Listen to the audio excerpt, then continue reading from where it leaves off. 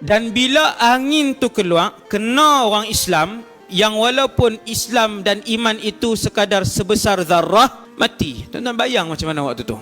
Kena mati. Suasana. Selepas semua orang Islam tu mati, azan pun tak ada dah. Maka tak ada lagi lah orang yang tahu tentang maklumat-maklumat yang kita sebut pada malam ni. No, nas'alullah as-salamah.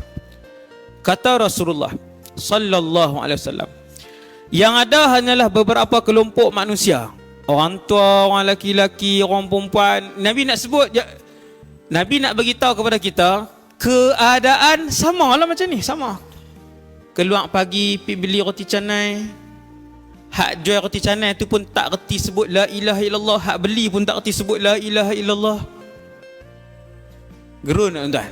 Oi, syahad. Tak ada siapa solat seluruh muka bumi Allah. Wal'iyadzubillah.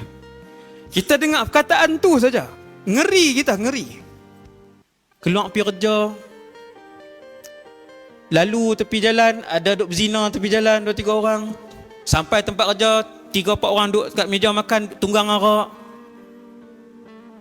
Suasana dia.